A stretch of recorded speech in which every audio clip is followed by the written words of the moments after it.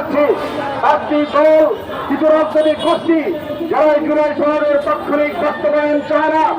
আমরা পরিষ্কার ভাষায় বলতে চাই, এই রক্তের বিনিময়ে হাজারো লোকের স্বাগতের মাধ্যমে যেই জুলাই বিপ্লব সংগঠিত হয়েছে, এই দেশের মানুষ যেই নতুন স্বাধীনতা অর্জন করেছে, সেই স্বাধীনতাকে অর্থবহ করতে হবে। অবিলম্বে এই জুলাই সনদকে বাস্তবায়ন করতে হবে, কোনো বিকল্প নয়।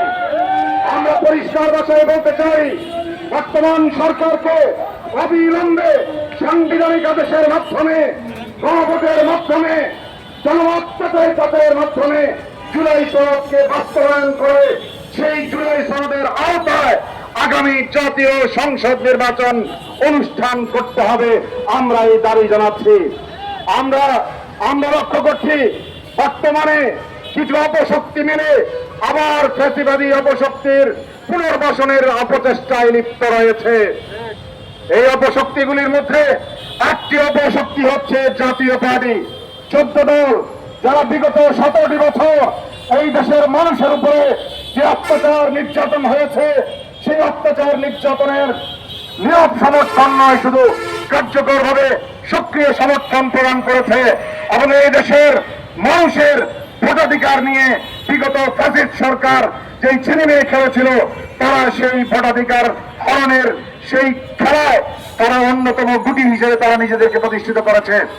আমরা পরিষ্কার ভাষায় এই দেশের অদমর জনগণের পক্ষ থেকে বলতে চাই, এই ফ্যাসিবাদী অপশক্তির সমস্ত দোসর জাতীয় পার্টি সহ 14 দল সহ সমস্ত রাজনৈতিক অপশক্তির কার্যক্রম নিষিদ্ধ ঘোষণা করতে হবে। সংগ্রামী সাথী বন্ধুগণ, আপনারা জানেন বর্তমান সরকার হাজারো শহীদের রক্তের উপরে ক্ষমতা এসেছে। অনেক মানুষ, হাজার হাজার মানুষ তাদের অঙ্গহানি করে এই বিপ্লবকে সার্থক করেছে। এদেশের গণমানুষ, এদেশের ইসলামপন্থী জনগণ তাদের পাশে দাঁড়িয়েছিল, কিন্তু আমরা দেখতে পেলাম তারা ক্ষমতায় যাওয়ার পরে এদেশের সিংহভাগ মানুষের সেন্টিমেন্ট উপেক্ষা করে এমন সব পদক্ষেপ তারা গ্রহণ করেছে যেগুলি এদেশের 92 লাখ মুসলমানের সেন্টিমেন্টের সাথে যায় না। তার মধ্যে জাতিসংঘের অফিস এই দেশের সমস্ত রাজনৈতিক দলগুলো বিরোধিতা করার পরও কোন রাজনৈতিক দলের সাথে কোন রকমের আলোচনা না করে বাংলাদেশে জাতিসংঘের অফিস খোলার অনুমতি প্রদান করেছে। আমরা দেখেছি এই সরকার শিক্ষা ব্যবস্থায়, কোরআন সুন্নাহ ভিত্তিক শিক্ষা ব্যবস্থার যে গণদাবি, সেই গণদাবিকে উপেক্ষা করে এই দেশের মানুষের উপরে আমাদের ট্যাক্সের টাকায় তারা এমন সিদ্ধান্ত নিয়েছে যে গানের শিক্ষককে বাধ্যতামূলক করেছে। অথচ এদেশের গণমানুষের দাবি ছিল যে প্রত্যেকটা স্কুলে ধর্মীয় শিক্ষক, কোরআন সুন্নাহকে যারা পড়াবে, কোরআনকে যারা পড়াবে, এরকম শিক্ষক নিয়োগ করা। আমরা অবিলম্বে বর্তমান সরকারের কাছে দাবি জানাই, আপনারা যে প্রজ্ঞাপন দিয়েছেন গানের শিক্ষককে বাধ্যতামূলক করে, সেই প্রজ্ঞাপন বাতিল করে অবিলম্বে সকল শিক্ষা প্রতিষ্ঠানে ধর্মীয় শিক্ষক নিয়োগের প্রজ্ঞাপন অবিলম্বে আপনাদেরকে জারি করতে হবে।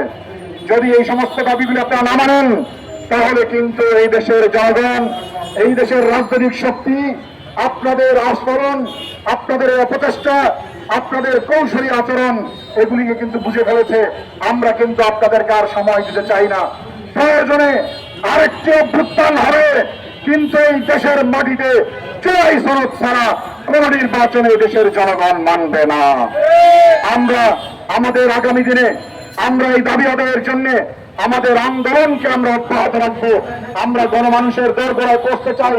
আমরা একথা প্রমাণ করতে চাই, এদেশের মানুষের রক্তের সাথে বেইমানি করে কোন শক্তি এখানে ক্ষমতায় থাকতে পারবে না, ক্ষমতায় আসতেও পারবে না। আল্লাহ রাব্বুল আলামিন আমাদের সবাইকে আগামী দিনের আন্দোলনে আমাদের সাথে শরীক হবার জন্য, গণমানুষের সাথে শরীক হবার জন্য আমাদের সবাইকে তৌফিক দান করুন। আসসালামু আলাইকুম ওয়া রাহমাতুল্লাহি ওয়া বারাকাতুহু।